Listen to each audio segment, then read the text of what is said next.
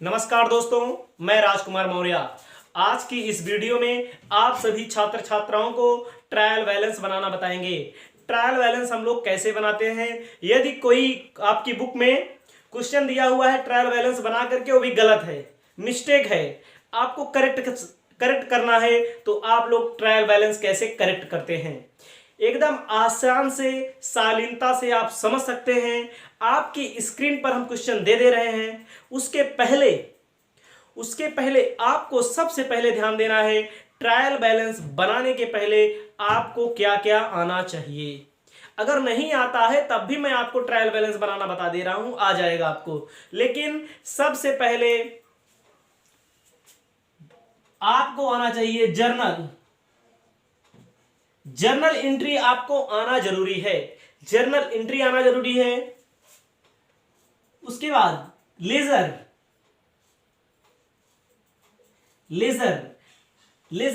को खाता वही कहते हैं, खाता वही आना जरूरी है। सबसे पहले जर्नल बनाते हैं, उसके बाद लेजर बनाते हैं, तीसरे नंबर पर ट्रायल बैलेंस बनाते हैं। ट्रायल बैलेंस तो हम बना देंगे। हमारे सामने एक प्रश्न है जो आपकी स्क्रीन पर दिखाई दे रहा है। इस प्रश्न को लगाने से पहले आपको ध्यान देना है, ट्रायल बैलेंस के नियम में आपको ध्यान देना है।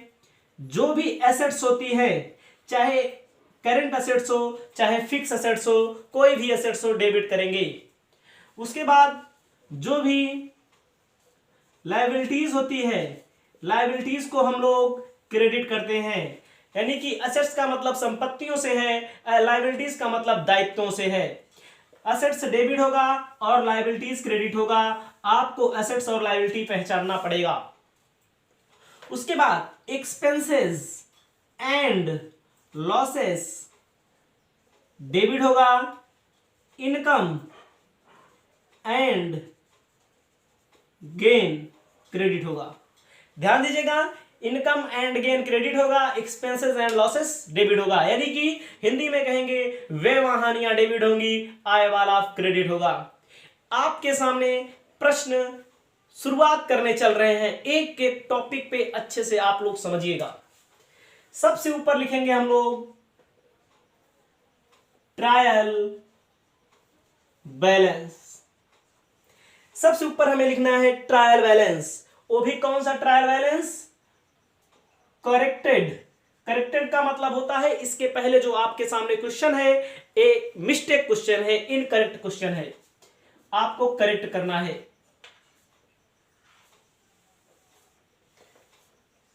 कॉलम सबसे पहले बना लेंगे। 4 कॉलम बनते हैं ट्रायल बैलेंस बनाते वक्त, जो आपके क्वेश्चन में बना भी है।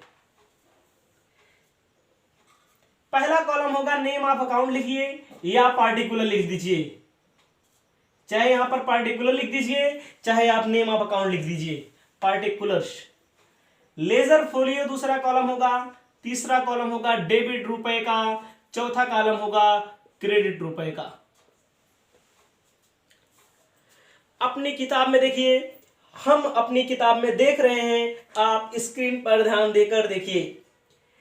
दिया गया है correct the following trial balance. आपको करेक्ट ट्रायल बैलेंस बनाना है, ठीक है। कह रहा है कैपिटल डेबिट में कुछ नहीं लिखा है, क्रेडिट में 22,000 रुपया लिखा है। कैपिटल लायबिलिटीज होता है, दायित्व होता है, जितने भी दायित्व होंगे क्रेडिट में होंगे। कैपिटल लायबिलिटीज है, क्रेडिट में लिखा है, सही है। इसमें आपको कोई गलती नहीं करनी है, सीधा जहां लिखा है वहीं पर लिख देना है, सही लिखा है। कैपिटल इन्होंने लिखा है 22,000 रुपया क्रेडिट में। और हमेशा ध्यान दीजिएगा, अगर आपको आइटम निकाल के दिया हो, बैलेंस निकाल के दिया होगा, अगर आपको ट्रायल बैलेंस बनाना होगा तो कैपिटल डायरेक्ट आप क्रेडिट में लिखेंगे, डेबिट में कभी मत लिखना। कैश इन हैंड डेबिट में 2500 रुपया लिखा है। कैश इन हैंड डेबिट में 2500 रुपया लिखा है, तो 2500 डेबिट में आप लिख लीजिए। कैश इन हैंड संपत्ति है, एसेट्स है, वो भी करेंट एसेट्स है, डेबिट में ही लिखा जाता है। और फिक्स एसेट्स होगा तब भी डेबिट में, यानी कि जो भी एसेट्स डेबिट में, जो भी लायबिलिटीज क्रेडिट में। दो आइटम आपके हो गए। तीसरा आइटम है ड्राइंग। तीसरा आइटम है आपका ड्राइंग, 7500 रुपया। ड्राइंग किसे कहते हैं? जब कोई बिजनेसमैन, जब कोई व्यवसायी अपने व्यक्तिगत प्रयोग के लिए, पर्सनल यूज के लिए, चाहे माल निकाल ले, चाहे गुड्स व्यापार से निकाल ले और चाहे कैश व्यापार से निकाल ले, उसे ड्राइंग कहते हैं। ड्राइंग बिजनेस का लॉस होता है। तो यहां पर लिखेंगे ड्राइंग 7500 रुपया क्या है? लॉस है। तो 7500 रुपया डेबिट होगा, यानी कि वे व हानियां, एक्सपेंसेस एंड लॉसेस डेबिट होता है। ध्यान दीजिएगा एक एक पॉइंट। अगला है बिल्स पेबल। इसे शॉर्टकट में बीपी कहते हैं। बिल्स पेबल दायित्व होता है। बिल्स पेबल किसे कहते हैं? बिल्स पेबल किसे कहते हैं? जब हम लोग, जब व्यापारी लोग, जब बिजनेस में उधार माल खरीदा जाता है व बेचा जाता है तो उसमें बिल लिखा जाता है। जब हम, जैसे मेरा नाम राजकुमार मौर्य है, हमने उधार माल किसी से खरीदा। जब उधार माल खरीदते हैं, क्रेडिट पे खरीदते हैं तो उसे क्रेडिटर बोलते हैं। जब उधार माल खरीदते हैं उसके बदले हम बिल लिख देते हैं, तो जो बिल देते हैं हमारे लिए बिल्स पेबल होगा, अगले आदमी के लिए जिसके पास बिल हमारा जाएगा। बिल एक तरह की शपथ होती है, मैं आपको इतने दिन में पैसा वापस कर दूंगा। हमारे लिए बिल्स पेबल होगा, अगले व्यक्ति के लिए बिल्स रिसीवेबल होगा। बिल्स पेबल लायबिलिटीज होती है, बिल्स रिसीवेबल एसेट्स होती है। बिल्स पेबल लायबिलिटी होगी, लायबिलिटीज का पैसा कहां लिखते हैं? क्रेडिट में लिखते हैं। लायबिलिटीज लिखा हुआ है इसमें 5000 रुपया। 5000 रुपया सही है, 5000 रुपया ऐसे लिख देंगे क्रेडिट में। देखो बिल्स पेबल का पैसा इन्होंने सही लिखा है। उसके बाद क्या है? Sundry expenses. सन्ड्री एक्सपेंसेस 1000 रुपया है। सन्ड्री एक्सपेंसेस 1000 रुपया। 1000 रुपए को हम लोग कहां लिखते हैं? डेबिट में लिखते हैं। खर्चा है, इसीलिए कहां लिखेंगे? डेबिट में लिखेंगे। खर्च है, व्यय है, एक्सपेंसेस है, लॉसेस है, एक्सपेंस है, कहां लिखेंगे? डेबिट में लिखेंगे। उसके बाद दिया इन्होंने profit from investment. Profit from investment 2000 रुपया। प्रॉफिट फ्रॉम इन्वेस्टमेंट, आप लोग इसको इन्वेस्टमेंट लिख लीजिए पूरा, 2000 रुपया। प्रॉफिट फ्रॉम इन्वेस्टमेंट का मतलब होता है हमने कहीं पर पैसा जमा किया है, विनियोग किया है, इन्वेस्ट किया है, वहां से हमें जो ब्याज मिलता है वही बोलते हैं प्रॉफिट। जैसे हमने किसी कंपनी में शेयर खरीदा है तो हमें जो डिविडेंड मिलेगा उसे बोलेंगे इन्वेस्टमेंट। इन्वेस्टमेंट का प्रॉफिट। अगर डिवेंचर खरीदा है तो ब्याज मिलेगा तो उसे बोलेंगे प्रॉफिट। इन्वेस्टमेंट का प्रॉफिट। इन्वेस्टमेंट आपका जो प्रॉफिट होता है आपके लिए इनकम कहलाता है। इनकम क्रेडिट में लिखा जाता है। उसके बाद है वेजेस। वेजेस दिया है 4000 रुपया। वेजेस दिया है 4000 रुपया। वेजेस आपका खर्च होता है, जो खर्च होगा उसे हम लोग डेबिट में लिखेंगे। उसके बाद दिया है सेल्स रिटर्न। सेल्स रिटर्न, हमने माल बेचा था, देखो हमने माल बेचा था, अब वो वापस आ गया। इन्होंने कहां लिखा है पैसा? क्रेडिट में। इन्होंने 2000 रुपया क्रेडिट में लिखा है। सेल्स रिटर्न, माल बेचा था, माल का पैसा वापस आ गया, माल वापस आ गया। जब माल गया था सेल्स क्रेडिट हुआ था, जब वो वापस होगा तो आ गया तो डेबिट होगा। सेल्स रिटर्न डेबिट होता है। सेल्स रिटर्न डेबिट होता है 2000 रुपया। अगला सेल्स दिया गया है। सेल्स इन्होंने देखो कहां गलती की है, सेल्स में भी, सेल्स रिटर्न में भी। सेल्स रिटर्न का हमने सही कर लिया। सेल्स का इन्होंने क्या गलती की है? इन्होंने पैसा डेबिट में लिखा है। सेल्स रिटर्न का पैसा डेबिट में होता है, सेल्स का पैसा क्रेडिट में होता है। सेल का मतलब हमारे पास से जो जाता है, जब जाता है तो हम लोग क्या करते हैं? क्रेडिट लिखते हैं। सेल्स कितने का? 8000 रुपए का। उसके बाद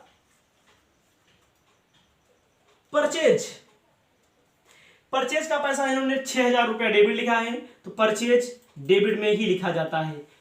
परचेज कहाँ लिखा जाता है? डेबिट में। सेल्स कहाँ लिखा जाता है? क्रेडिट में, क्योंकि परचेज में आता है, आने वाला डेबिट होता है। अगला इन्होंने क्या लिखा है? अगला है रेंट पेड। इन्होंने रेंट पेड लिखा है 1000 रुपया। अगर आप रेंट पेड करेंगे तो आपका खर्च है, एक्सपेंसेस है, एक्सपेंसेस डेबिट होता है।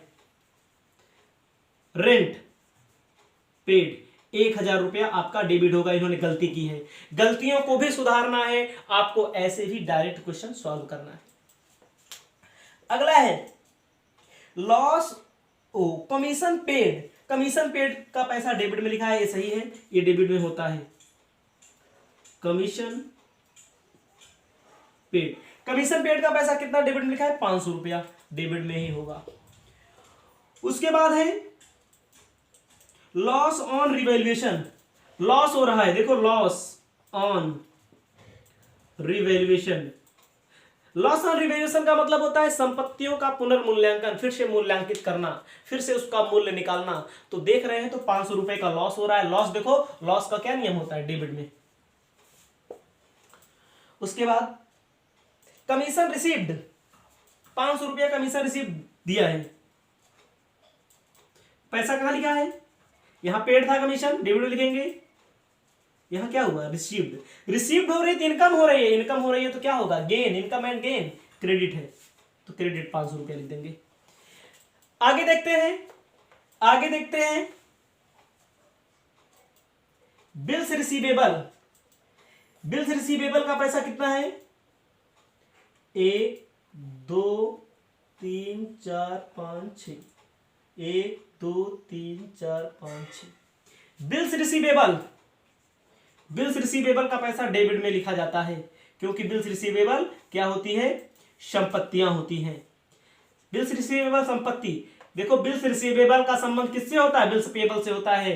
सेल्स का रिटर्न, सेल्स का संबंध परचेज से होता है। तो बिल्स पेबल कहां लिखा जाए? दायित्व है, दायित्व, लायबिलिटीज है। ये हमारी क्या है? एसेट्स है। एसेट्स डेबिट में लिखते हैं। अगले देखिए, आगे देखिए, इसमें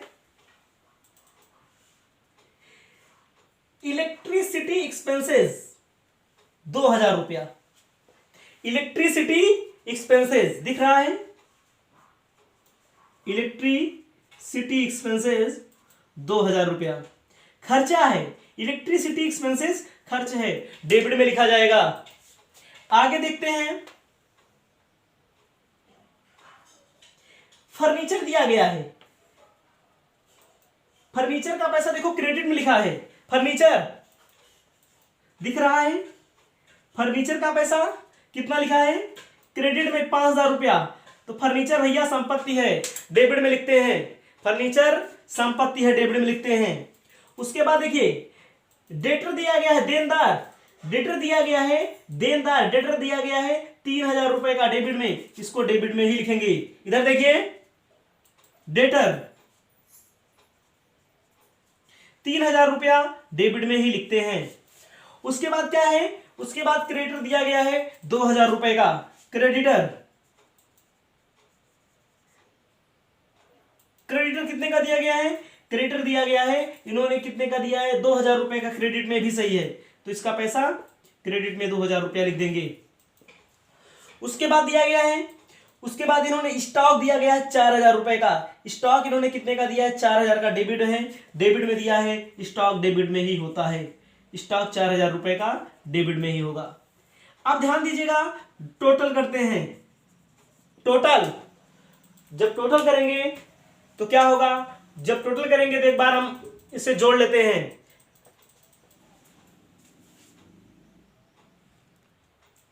देखिए, यहां पर हमने क्या किया है? सभी संपत्तियां डेबिट होती हैं, सभी दायित्व क्रेडिट होते हैं, व्यय वाहनियां डेबिट होती हैं, आय वाला क्रेडिट होते हैं। हमने आपको अच्छे से बताया है। अगर आपको कोई दिक्कत होती है तो आप कमेंट बॉक्स में जा करके आप पूछ सकते हैं ट्रायल बैलेंस के बारे में। यहां पर मैं कैलकुलेटर का प्रयोग करके आपको जोड़ दे रहा हूं। अगर आपके यहां कैलकुलेटर का प्रयोग ना होता हो तो आप अपनी कॉपी कलम से जोड़िएगा, नहीं तो दिक्कतें आ जाती हैं कैलकुलेटर का प्रयोग करते समय। जोड़ते हैं 2500 plus 7500 plus 1000 plus 4000 plus 2000 plus 6000 plus 1000 plus 500 500 500 3 बार 1500 प्लस 5 2 7 7 3 10 10,000 प्लस 4,000 आ रहा है 39,500 39,500। उसके बाद अगला जोड़ लेते हैं 22,000 5,000 2,000 8,000 500 2,000 आ रहा है 39,500। देख लीजिए दोनों पक्ष गलत था तब भी मिल रहा था, सही है तब भी मिल रहा है। गलतियां कहां कहां हुई थी उसको हमने सही किया है। आपके लिए यह वीडियो बहुत ही महत्वपूर्ण है। इससे पहले जर्नल एंट्री पढ़ने के लिए लिंक मैं आपको डिस्क्रिप्शन में दे दूंगा, जहां पर आप जा करके जर्नल एंट्री पढ़ सकते हैं। तब तक के लिए जय हिंद जय भारत। आपको मिलेंगे एक नए वीडियो के साथ।